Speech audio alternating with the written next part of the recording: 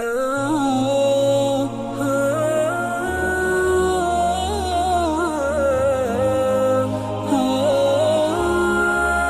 ہم تھوڑا سا مفتی اکمل صاحب کے جواب پر غور و فکر کرتے ہیں اور اس پر تبصرہ کرتے ہیں کہ مفتی صاحب نے کیا فرمایا ہے۔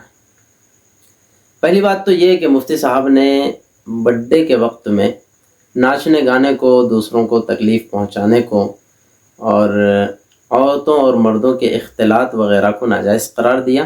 سو اس سلسلے میں ہم بھی مفتی صاحب کی 100% تائید کرتے ہیں۔ اس سلسلے میں بھلا کون ان چیزوں کو جائز کہہ سکتا ہے؟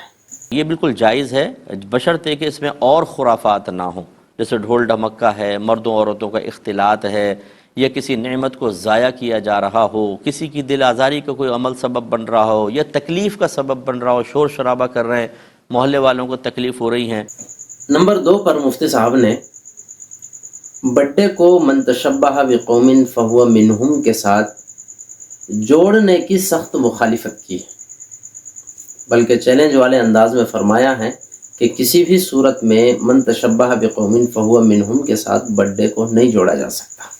جو بعض بیچارے جوش میں آ کر اپنی کم علمی کے ساتھ یہ فتوے جاری کرنا شروع کر دیتے ہیں کہ نبی کریم صلی اللہ علیہ وسلم نے ارشاد فرمایا کہ جو جس قوم سے مشابہت اختیار کرے وہ انہی میں سے ہے۔ ایسے جو بیچارے کم علم مبلغین ہیں ان سے میری گزارش ہے کہ پہلے اس حدیث کی شرح پڑھ لیں، یہ کہاں پر حدیث کا اطلاق ہوگا، اس کا مصداق کیا کیا ہے، تب آپ فتویٰ نویسی کرنے کی کوشش کریں، ورنہ نہ کریں اور اس منصب کو مفتیان کرام کے پاس ہی رہنے دیں تو آپ کے حق میں بہت بہتر ہے۔ اس سلسلے میں بھی مصر نہیں ہوں جوڑا جا سکتا ہے کہ نہیں جوڑا جا سکتا۔ واقعی مفتی صاحب نے بھی فرمایا وہ کام مفتی صاحبان کا ہے، مفتیوں تک رہنے دیا جائے۔ واقعی بڑے احباب ہی اس کے مستحق ہے، وہ جوڑتے رہیں۔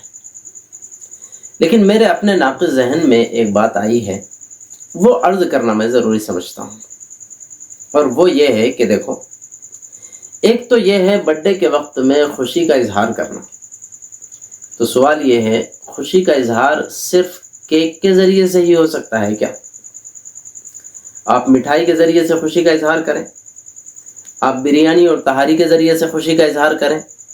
یہ سوال، یہ خیال ذہن میں نہیں آتا، بلکہ ہمارے معاشرے میں جس انداز کا برتھ ڈے منایا جا رہا ہے، ہم سب جانتے ہیں برتھ ڈے کیک کے بغیر ہوتا ہی نہیں، برتھ ڈے موم بتیوں کے بغیر ہوتا ہی نہیں، برتھ ڈے خاص قسم کی ٹوپی کے بغیر ہوتا ہی نہیں۔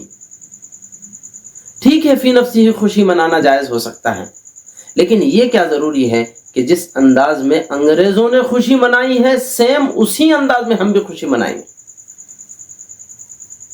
جو ڈش انگریزوں کے سامنے، جو چیز کھانے کی انگریزوں کے سامنے تھی، عیسائیوں کے سامنے تھی، اسی چیز کا ہم بھی انتخاب کریں گے۔ جن الفاظ کے ذریعے سے انہوں نے برتھ ڈے سیلیبریٹ کیا تھا، ہم بھی انہی الفاظ کو استعمال کریں گے۔ یہ ہمیں مشابہت کی طرف نہیں لے جا رہا ہے، یہ تھوڑا سا سوچنے کی ضرورت ہے۔ دیکھیں، یہاں پر بھی میں مصر نہیں ہوں کہ من تشبہ بقوم فہو منہم کے ساتھ اسے جوڑ دیا جائے، لیکن میں دعوت فکر دے رہا ہوں۔ یہ جو ہی ہے نا، ہی ذہن میں رکھیں، یہ ہی بڑا خطرناک ہے۔ اس ہی کی وجہ سے بہت سارے جائز کام بھی ناجائز بن جاتے ہیں۔ بس ایک مثال دو، کسی بندے کا انتقال ہوا ہو، گھر والے اس کی جانب سے اس کے ایصال ثواب کی خاطر غریبوں میں کھانا کھلانا چاہتے ہیں تو دین اجازت دیتا ہے، شوق سے کھلائیں، کون منع کر رہا ہے؟ لیکن باضابطہ 10 دن پر ہی 10ویں کے نام سے کھلانا، 40 دن پر ہی 40ویں کے نام سے کھلانا، اور سال پر برسی کے نام سے کھلانا، یہ جو ہی آ گیا نا، 10 دن پر ہی 40 دن پر ہی 10ویں کے نام سے اور 40ویں کے نام سے، اور سال پر ہی برسی کے نام سے، یہ ہی ہم نے کہاں سے لگا لیا؟ یہ ہی بڑا خطرناک ہوتا ہے۔ ایسا ہی ہمارے برتھ ڈے پر بھی لگ گیا، کیک ہی چاہیے، اور کیک پر موم بتیاں ہی چاہیے، اور خاص قسم کی ٹوپی ہی چاہیے، سیلیبریٹ کرنے کے لیے وہی الفاظ چاہیے۔ یہ جو ہی ہے، یہی ہمیں ان تک پہنچا دے گا۔ کیا ضرورت ہے ہم گھر میں بریانی بنائیں اور پھر برتھ ڈے منائیں؟ تہاری بنا کر کے برتھڈے منائیں، پڑوسیوں کو دعوت دے کر کے برتھڈے منائیں، یہ ایسا تو نہیں ہوتا ہمارے معاشرے میں، اور ہو ہی نہیں رہا۔ تو بطور خاص چیزوں کو متعین کرنا، خاص انداز کو متعین کرنا، خاص الفاظ کو متعین کرنا اور انہی کے ذریعے سے برتھڈے منانا، یہ تو کم سے کم ہمیں غیروں تک پہنچاتا ہے۔ ہاں یہاں پر بھی مفتی صاحب کہیں گے اور ہو سکتا لوگ بھی کہہ سکتے ہیں کہ اب یہ چیز عام ہو چکی ہے۔ میں کہتا ہوں ٹھیک ہے، عام ہو چکی ہے، تب بھی ہم کب تک بھکاری بنیں گے؟ لوگوں کے کلچر کو لے کر کے کب تک زندگی گزاریں گے؟ ہمارے دین نے ہمیں لاوارث چھوڑا ہے، اس کو ہمیں سمجھنے کی ضرورت ہے۔ اور نمبر 3 پر مفتی صاحب نے بڑی اہم بات یہ ارشاد فرمائی ہے کہ فی نفسی ہی برتھڈے منانا جائز ہے، فی نفسی ہی خوشی منانا برتھڈے کے وقت میں جائز ہے۔ ہاں اگر جیسے اب کیک ہے اور ہلکے آواز میں happy birthday to you وغیرہ کیا، کیک کاٹا، کھلایا، اور کوئی مطلب ناجائز امور نہیں ہے، تو فی نفسی سالگرہ بالکل جائز ہے۔ وہاں پر بھی میں یہی کہنا چاہوں گا کہ ٹھیک ہے، فی نفسی ہی جائز ہو سکتا ہے۔ ہم تھوڑا سا یہ اندازہ لگائیں کہ کتنے مسلمان ایسے ہیں یا کتنے لوگ ایسے ہیں کہ جو فی نفسی ہی برتھڈے مناتے ہیں، لیکن اس میں کسی قسم کی کوئی خرافات کا وجود نہیں رہتا۔ یہ تھوڑا سوچے تو صحیح۔ ہم سب جانتے ہیں، دنیا اس بات کی تائید کرے گی کہ برتھڈے منایا جائے اور اس میں دین کے خلاف امور انجام نہ پائے، ایسا برتھڈے تو وجود ہی میں نہیں آتا۔ وہ بھی کوئی برتھڈے ہے کہ جس میں ناچنا گانا نہ ہو، وہ بھی کوئی برتھڈے ہے کہ جس میں خاص قسم کے الفاظ نہ ہوں، وہ بھی کوئی برتھڈے ہے کہ جس میں جناب والا عورتوں اور مردوں کا اختلاط نہ ہو۔ یہ تو لازماً ہوتا ہی ہے مفتی صاحب۔ تو جب یہ چیز ایسی بن چکی ہے کہ جس میں لازماً خرابیاں پائی جا رہی ہے، تو پھر اس کو جائز کہنے کی ہمیں ضرورت کیا پڑ گئی؟ سوال یہ ہے، ہمیں کیا ضرورت پڑ گئی ہے کہ ہم اس کو جائز کہیں؟ ایسی چیز کو کہ جس چیز میں لازماً خرابیاں پائی جا رہی ہے، لازماً خرابیاں پائی جا رہی ہے۔ اس کی ایک بڑی پیاری مثال میں آپ حضرات کو دوں۔ مثلاً ہمارے اپنے ملک میں شادی کے بعد عورت کو یا لڑکی کو کہیے ایک لباس پہنایا جاتا ہے جس کا نام لیتے ہوئے بھی مجھے شرم محسوس ہو رہی ہے، لیکن مجبوری میں لیتا ہوں، جس کو ہم ساڑی بلوز کے نام سے جانتے ہیں۔ یہ لباس دین اسلام میں، شریعت میں کہیں پر بھی ایسا ثبوت نہیں ہے کہ ساڑی بلوز ناجائز جائز ہے۔ بس بات اتنی ہے کہ دین اسلام کہتا ہے ایسا لباس پہنا جائے کہ جس سے مکمل بدن ڈھک جائے۔ اب آپ چاہو وہ جس لباس سے بھی ڈھانک لو، سبحان اللہ، جائز ہے۔ لیکن دیکھنے میں یہ آیا ہے کہ اس لباس کا استعمال کرنے والی 999% عورتیں ایسی ہوتی ہیں کہ جن کے پیٹ کا یا پیٹ کا حصہ لازماً نظر آتا ہی ہے۔ جب ایسا لباس بن گیا یہ کہ جس لباس کے پہننے والوں میں اکثر و بیشتر گناہ ہو ہی جاتا ہے، اکثر و بیشتر ان کے پیٹ یا پیٹ کا حصہ نظر آ ہی جاتا ہے، اس لباس کے ساتھ گناہ لازم ملزوم بن چکا ہے، تو پھر عقل مندی کا تقاضا یہ ہے کہ اس لباس کو ہی ناجائز قرار دیا جائے۔ اس کے باوجود، اس کے بجائے یہ کہ بھئی وہ جائز تو ہے لباس، لیکن اس لباس کے ذریعے سے پیٹ اور پیٹ نظر آنے لگے تو پھر یہ ناجائز ہے۔ اب جڑ ہی اگر کاٹ دو تو کتنا اچھا ہے، نہ رہے بانس نہ بجے بانسری، نہ لوگ وہ لباس استعمال کریں گے، نہ اس گناہ میں مبتلا ہوں گے۔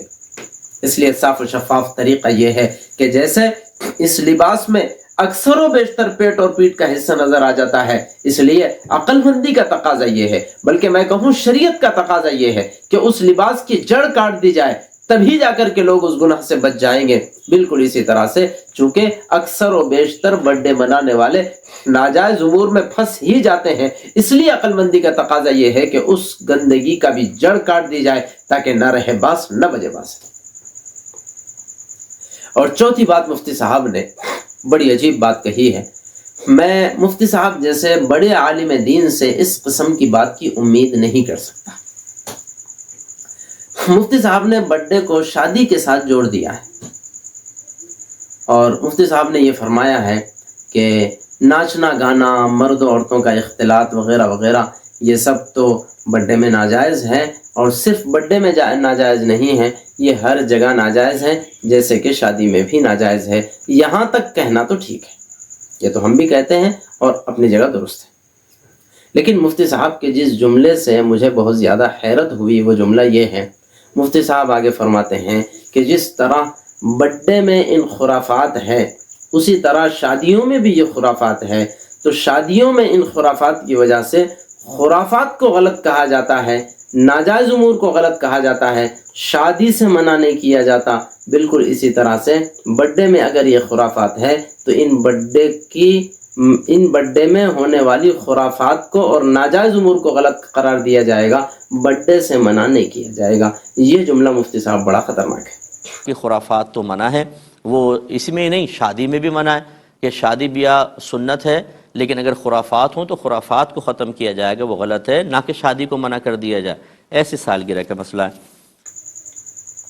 ایسی صورت میں آپ مفتی صاحب بڈے کو شادی کے ساتھ 100% جوڑ رہے ہیں۔ اس کا مطلب یہ ہو گیا کہ ان خرافات کی وجہ سے اگر کوئی بڈے کو منع کرے تو ویسا ہی گناہ گار ہے جیسے کہ خرافات کی وجہ سے شادی کو منع کرنے والا گناہ گار ہے۔ اب آپ اندازہ لگائیں، شادی بعض مرتبہ فرض اور واجب کا درجہ رکھتی ہے، اور شادی سنت تو اکثر لوگوں کے لیے ہوتی ہی ہے۔ جو شادی فرض کا، واجب کا اور سنت کا درجہ رکھتی ہے، وہ شادی بڈے کے ساتھ 100% کیسے جڑ سکتی ہے؟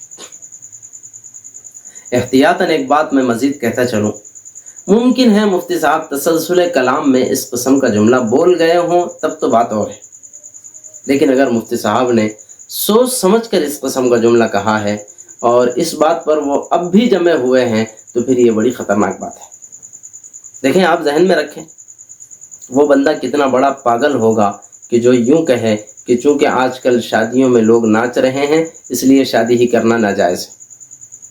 کیا اس جیسا بندہ وہ بھی ہوگا جو یہ کہے کہ چونکہ آج کل بڈے میں بہت زیادہ خرافات ہیں اس لیے بڈے کرنا بھی ناجائز ہے؟ دونوں میں برابری ہے، دونوں برابر ہو سکتے ہیں۔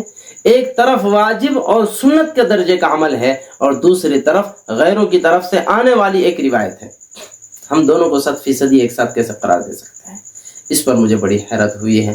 باقی واللہ اعلم بالصواب۔